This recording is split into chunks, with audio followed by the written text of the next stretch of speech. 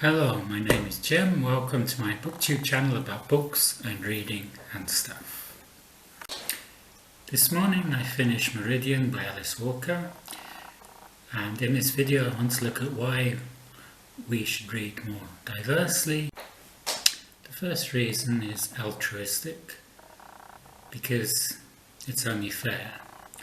Usually in literature the default character is white, male, straight, able-bodied.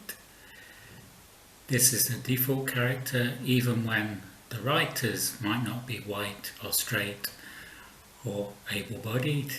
Anna, do you know any black women writers? No? Most of the books published are about this default character, and books which aren't about this white, male, straight default character often are less publicised, or maybe not published at all, because they're thought to be only for a select audience and not for everybody. When I started reading adult fiction, I would read science fiction when I was about 15. The writers I'd read would all be white and male. Arthur C. Clarke, Isaac Asimov, Clifford D. Seamark, Robert Silverberg. The only female author I read was Anne McCaffrey. Later I got into crime fiction, and then I found some female authors I liked, like Sarah Paretsky, Patricia Highsmith and Ruth Rendell, who are very good at the psychology of the criminal mind. But reading black women, I don't think I read any before I came onto Booktube, apart from Michelle Obama's memoirs, Becoming, and this one, Americanah by Chimamanda Ngozi Adichie, which I really enjoyed. This year, it's just March and I've already read 3 books by black women. The first was Bloodchild by Octavia E. Butler, which is in the science fiction genre, and I'd love to read some more Octavia E. Butler. Then I read Freshwater by Akwaeke Emezi, who's Nigerian and might not even be considered a woman because she's more non-binary and likes the pronoun they. And now I've just finished Meridian by Alice Walker, which I enjoyed. Reading black women writers, writing about black women characters, is not putting them above other writers, it's more like evening the playing field. It's like the Black Lives Matter movement. It wasn't saying only Black Lives Matter, it was trying to level the playing field, because in America, African American men are more likely to be stopped by the police, they're more likely to be arrested, and they're more likely to be killed by the police than white American men.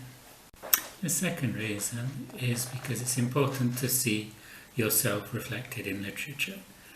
And if you come from a marginalised community, seeing a character that resembles you in a book can be life-changing. Like if you had Asperger's syndrome and you read The Curious Incident of the Dog in the Night Time by Mark Haddon, this would be interesting because it shows an Asperger's character as the protagonist. And if other people read these marginalised books, then publishers will publish more of them because it will show there's a wide interest in these. The third reason for reading more diversely is it encourages empathy. It encourages us to look at the world from other perspectives, not just our own. And some of these perspectives are very different. Meridian is very different to my own perspective.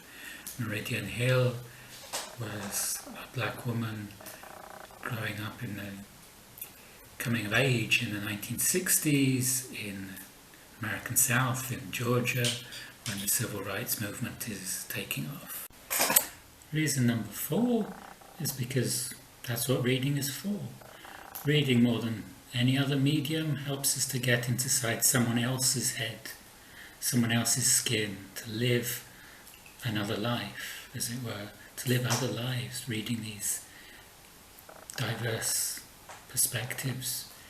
If we're always looking at the same protagonists, we're limiting ourselves. Fifth reason for reading more diversely is there's so many great books out there. Freshwater, I gave 5 stars. Americanah, I gave 5 stars. These are great reads. Meridian, I gave 4 stars, but it was still a very good read. There's some other black women writers who've come onto my radar, particularly since being on Booktube. Yaa Gyasi, Zadie Smith, Toni Morrison, Angelou, Zora, Neale, Hurston, and Petry, and K Jemisin. These are writers I'd like to read sometime this year.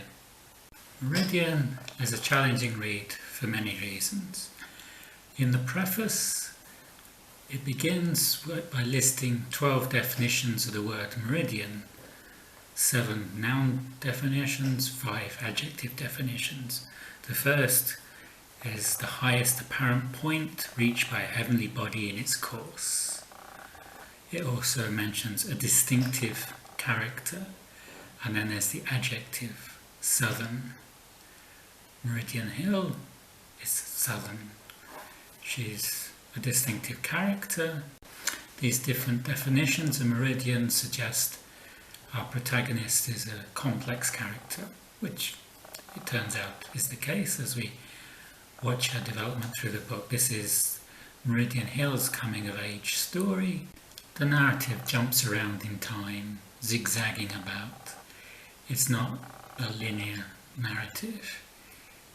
It requires a lot of attention to follow it. It's set in the civil rights movement era of the 60s in Georgia. That's the state in America, not the country where I'm living. We follow Meridian Hill, who at the age of 17 has already been married, divorced, had a kid and given the kid away. She's initially not very interested in the civil rights movement, but she becomes more and more involved as the story progresses. Meridian feels her own mother could have warned her about sex and the ways of the world. She could never forgive her community, her family, his family, the whole world for not warning her against children. She doesn't feel any bond with the child that she gives away.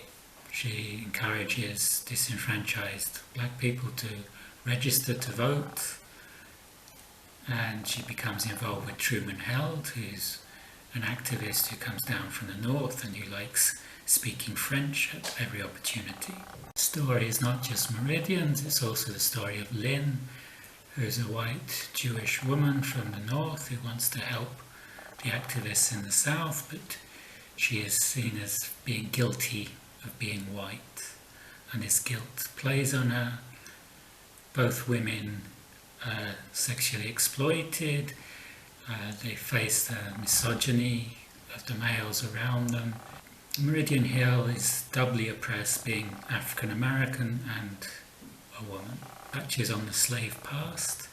There's a beautiful magnolia tree called the Sojourner in the grounds of the Saxon School, where Meridian Hill does her studies. This magnolia grew on the site where one of the slaves, Luvini, her tongue was cut out because she told stories, frightening stories, and the slave plantation owner's son had a weak heart and he died of fright from just listening to one of the stories. An illustration of society's racism is shown when Alice Walker describes the provision of swimming pools. The public white swimming pool, having been ordered by the federal government opened to blacks, was closed by the city officials, who were all rich and white, and who had moreover their own private swimming pools in their own backyards. There had never been a public swimming pool for blacks, few of whom consequently knew how to swim. Flooding was especially bad in the spring and fall because the heaviest rains came then. But in addition to this, the same city officials who had closed the public swimming pool had erected a huge reservoir very near the low-lying black neighbourhood. When the waters of the reservoir rose from the incessant rains, the excess was allowed to drain off. Since this was done without warning, the disobedient children caught wading in the pool were knocked off their feet and drowned. I would like to thank Hannah of Hannah's Books for recommending Meridian to me. I enjoyed the read. It was an interesting book. It's a very emotional book. It's a heavy book. There's a lot of issues addressed, of racism, of misogyny, and various other issues. And I hope to read more books by black women in the very near future. If you like this video, you can like and subscribe below, and I will see you on the next video. Bye.